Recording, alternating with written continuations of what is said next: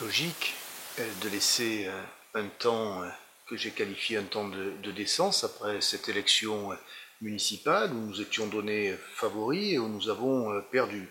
Il y a à la fois, et c'est normal, une remise en cause personnelle, réfléchir ce qui a fonctionné, ce qui a moins bien fonctionné.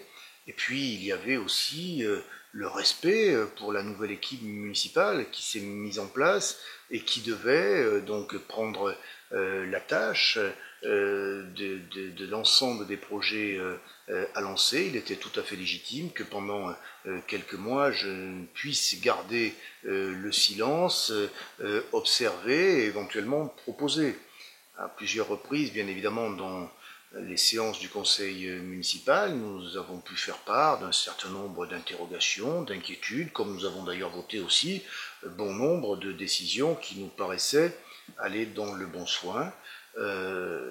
Aujourd'hui donc, je crois, et qu'il était nécessaire, ce que d'aucuns ont pu qualifier de rentrée politique, c'était simplement une rencontre avec les adhérents. Je rappelle que notre liste a obtenu un petit peu plus de 6300 suffrages et qu'à ce titre, nous devons aussi rendre compte auprès de la population dracénoise. C'est notre devoir d'information.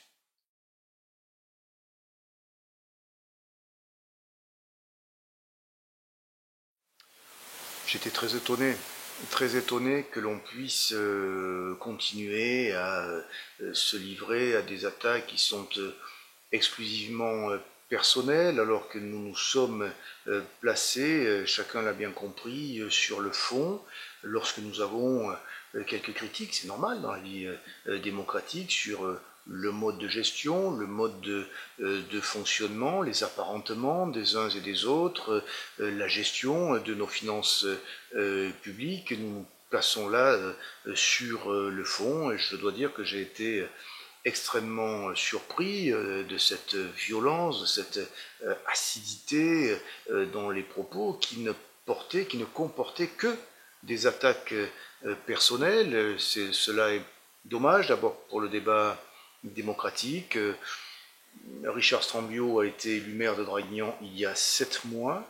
Il est plus que légitime. Personne ne le remet en cause, bien évidemment. Ce qui peut être en cause, c'est un mode de fonctionnement. Si les commissions municipales se réunissaient, nous travaillerions au quotidien avec le maire de Draguignan, avec ses équipes, pour porter nos idées, nos projets, et le débat qui aurait lieu à huis clos dans les commissions de travail n'aurait pas systématiquement à déborder sur l'espace public lors des conseils municipaux ou lors des diverses réunions qui sont organisées ici ou là. Je crois que l'apprentissage de la gouvernance de l'exécutif, mais aussi l'apprentissage de l'opposition, tout doit se faire ensemble au bénéfice de la population. J'ai été, chacun le sait, heurté par la violence à mon endroit, à l'endroit de ma famille, qui a été vilipendée, mon jeune fils de 17 ans, je ne pourrais pas l'oublier, mais pour autant, je suis un homme public et je dois passer outre, même si j'ai encore des ressentiments très forts. C'est jamais très agréable que de se lever le matin et de voir son jardin qui a été envahi avec des intrusions en pleine nuit. Ce n'est pas agréable d'être traîné dans la boue, comme j'ai pu le dire. Je ne pense pas, ce faisant, et en tous les cas ce disant, je ne pense pas être un apôtre de la victimisation. Je dis simplement les choses telles qu'elles se sont passées. Je les regrette profondément. Je n'ai jamais été comme cela. Je crois, connu comme étant plutôt un garçon respectueux des uns et des autres, même si, oui, j'ai des fortes convictions et peut-être aussi un fort caractère, mais tout cela devrait profiter à la ville que j'aime.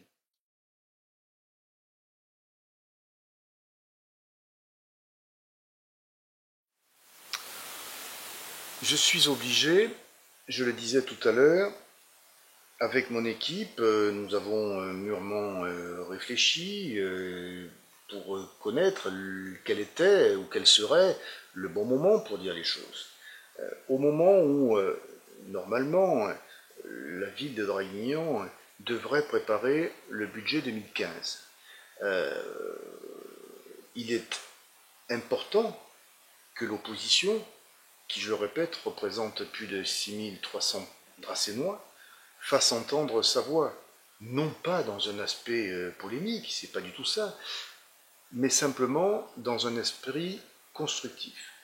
Nous essayons d'expliquer, depuis maintenant quelques mois, malheureusement sans succès, que les exercices à venir, 2015, 2016, 2017, les 3 exercices donc à venir, verront peser sur les majorités municipales des contraintes budgétaires extraordinaires. 3,67 milliards d'euros en moins de concours financiers pour les communes, ce qui équivaudra pour la ville de Draguignan une perte de DGF extrêmement importante. Nous devons donc tous, les uns et les autres, dès maintenant, travailler, notamment dans le cadre de la commission des finances, aux économies que nous serons certainement obligés de faire, car si nous ne faisons pas des économies sur le fonctionnement, avec les baisses des concours financiers, ce sont nos investissements qui vont en pâtir. J'ajoute qu'à partir de 2016, les collectivités territoriales auront un concours financier de l'État qui dépendra des effectifs qui dépendra des efforts faits sur les effectifs et sur le degré de mutualisation. Or, nous voyons à Draguignan la masse salariale s'envoler, nous voyons les recrutements qui sont effectués, et pas que pour les rythmes scolaires. C'est ce que j'ai, je crois, dit, je le redis encore. Le premier magistrat de la ville de Draguignan a dit que je n'étais pas copain avec les chiffres. Je crois plutôt que je suis connu justement comme étant un homme de dossier, et je veux donc dire que quand on augmente la masse salariale pour les 3 derniers mois de l'année de plus 198 000 euros pour les services généraux de la mairie, entendez par là la direction générale des services, cela n'a rien à voir avec les rythmes scolaires. Quand on augmente la masse salariale de plus 47 000 euros pour l'action culturelle, cela n'a rien à voir avec les rythmes scolaires. Quand on augmente la masse salariale de plus 126 000 euros pour les crèches et la petite enfance, cela n'a rien à voir avec les rythmes scolaires. Quand on augmente la masse salariale de la police municipale de plus 87 000 euros, cela n'a encore rien à voir avec les rythmes scolaires. Je ne comprends pas donc que l'on puisse faire en sorte que mon propos soit déformé alors qu'il est étayé par les éléments budgétaires que l'on nous a d'ailleurs présentés il y a un mois en conseil municipal.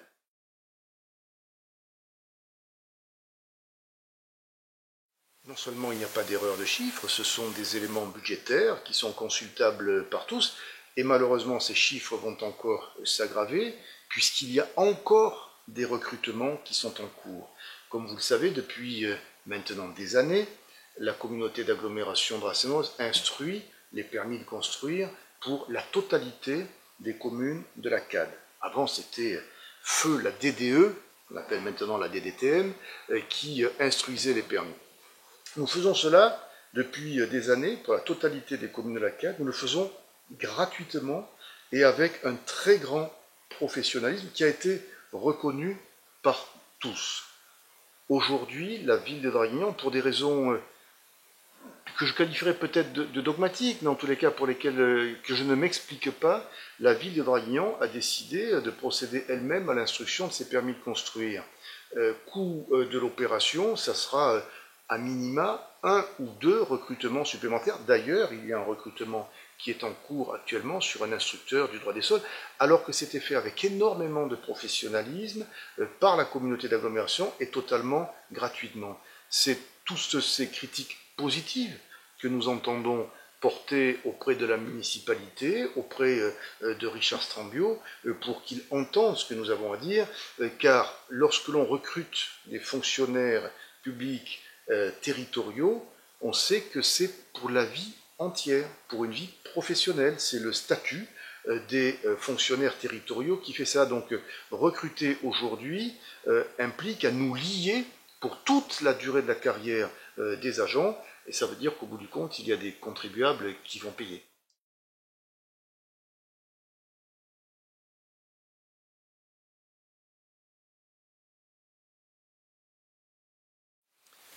Plusieurs questions. Vous posez là. J'ai essayé d'être synthétique. Aucun lien entre la délégation de l'urbanisme de la ville de Draguignan et le SCOT. La délégation de l'urbanisme de Draguignan, c'est une délégation que l'on détient du maire de Draguignan. Le SCOT est porté par la communauté d'agglomération draguignoise pour l'ensemble de ces communes. Il faut rappeler que les travaux du SCOT ont commencé en 2008 de mémoire ou 2007. Nous en étions arrivés à un point d'étape qui s'appelle le PADD, le plan d'aménagement et de développement durable, qui est un élément du SCOT. Ce n'est pas un deuxième, comme j'ai pu le lire, un deuxième document. Le PADD est partie intégrante du SCOT. Ces travaux de SCOT ont été arrêtés en juin 2010.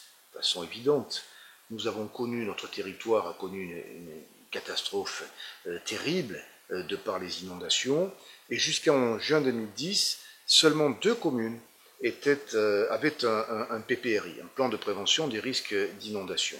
Dès après les inondations de juin 2010, le préfet a imposé à 11 communes supplémentaires membres de la communauté d'agglo un PPRI. Nous avons donc immédiatement stoppé les travaux du SCOT. Pourquoi? Le SCOT, c'est un document d'urbanisme. Et à l'évidence, on ne peut pas rédiger un document d'urbanisme sans connaître la nature des zones constructibles, inconstructibles, touchées par les inondations sur le territoire. Nous avons donc été obligés de suspendre les travaux du SCOT pendant 2 bonnes années, en attendant que l'État arrête définitivement sur les 11 autres communes, plus l'extension du PPRI de Draguignan et de Trans, donc les nouveaux PPRI. Nous avons donc repris ces travaux en début de mandature 2014. Donc de juin 2010 à janvier-février 2014, il y a eu un arrêt, une suspension de ces travaux pour les raisons que je venais d'indiquer, qu'on venait d'attendre la mise en place des nouveaux PPRI. Or, la reconstruction de la prison de Draguignan sur le quartier des Nouradons a été décidée en novembre 2011. Donc, à l'évidence, et la preuve est ainsi faite, une fois de plus, que nous ne pouvions pas avoir oublié la prison, la reconstruction de la prison qui se situait au Nouradon, comme le dit le maire de Draguignan, tout simplement puisque nous avons arrêté nos travaux en juin 2010 et que la décision de reconstruction de la prison s'est faite, elle, en novembre 2011.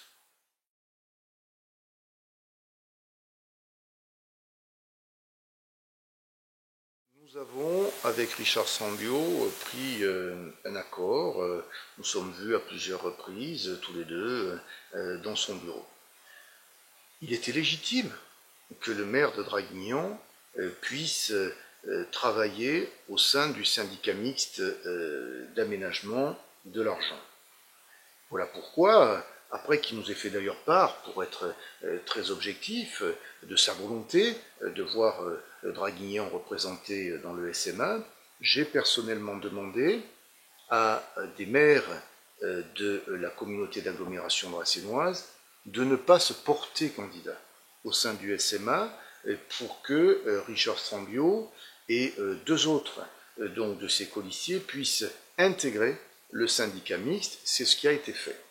J'avais également pris comme accord avec le maire de Draguignan pour qu'il puisse devenir un des vice-présidents du syndicat mixte de l'argent, ce qui a été fait.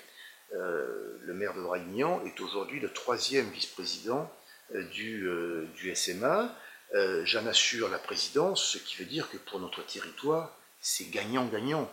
Le président, le 3e vice-président vont défendre l'ensemble des travaux à réaliser sur Draguignan, sur l'ensemble d'ailleurs de la Dracénie. Et dans le même temps, j'avais donc proposé au maire de Draguignan qu'il puisse trouver la place qui est la sienne et qui aurait toujours dû être la sienne au sein de la communauté d'agglomération dracénoise avec un poste de vice-président.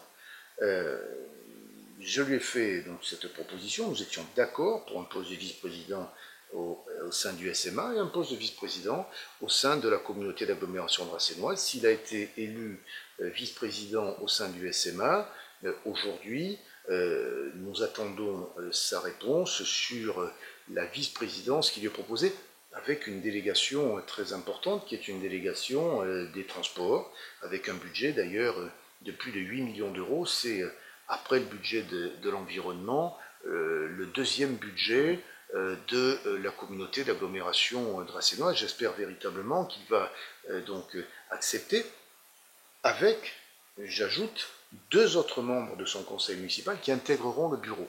Ainsi, Draguignan pourrait être représenté au sein du bureau de la communauté d'agglomération dracénoise par le président, je suis un élu de la ville de Draguignan, un vice-président et 2 membres du conseil municipal de Draguignan.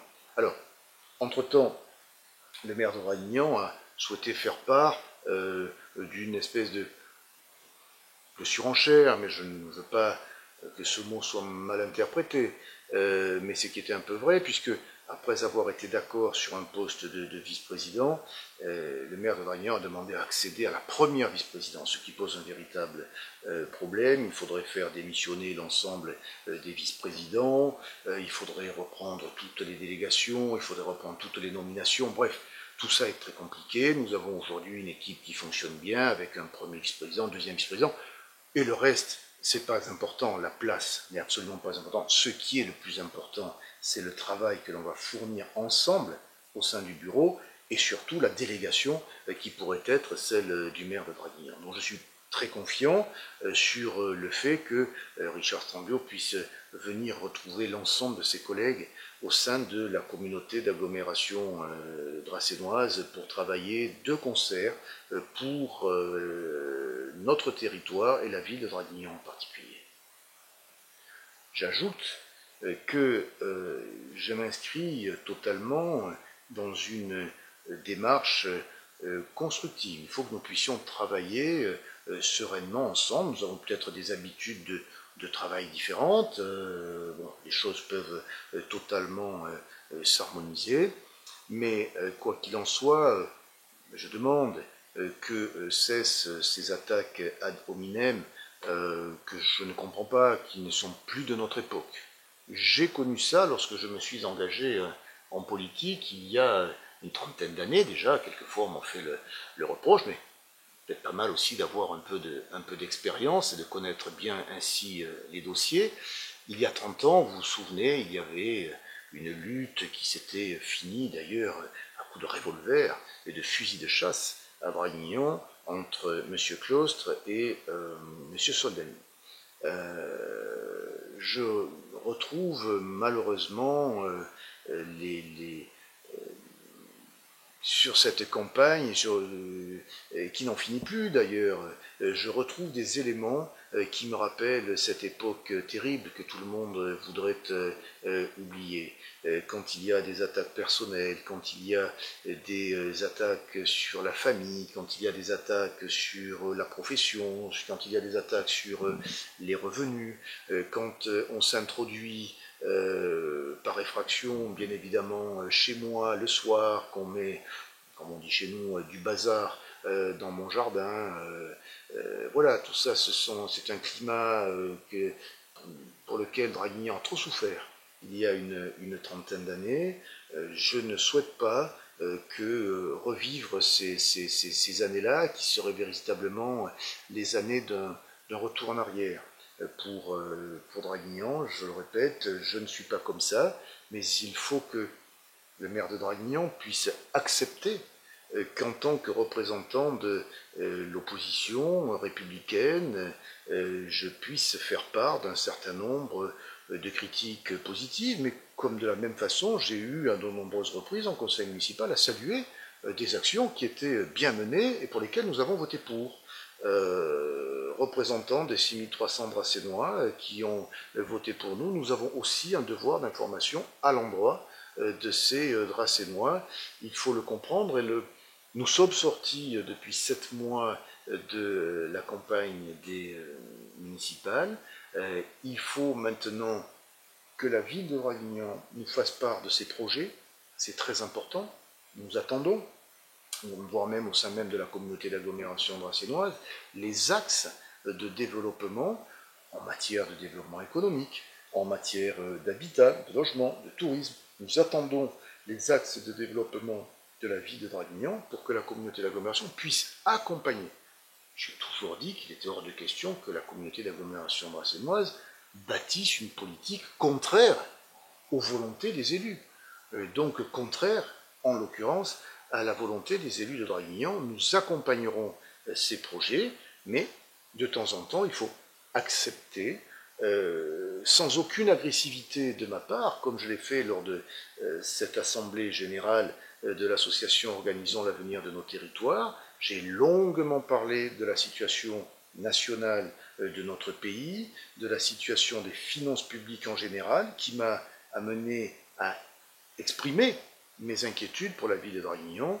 Je n'ai jamais cité personnellement ou attaqué encore moins ad hominem le maire de Draguignan. Je suis trop respectueux de la légitimité pour ça. Donc nous avons été blessés et surtout très surpris de voir cette démonstration, en tous les cas d'énervement. Je crois aujourd'hui que le maire de Draguignan doit rassembler l'ensemble des Dracénois, je dis bien l'ensemble des Dracénois républicains. Jusqu'à preuve du contraire, je crois que c'est mon cas.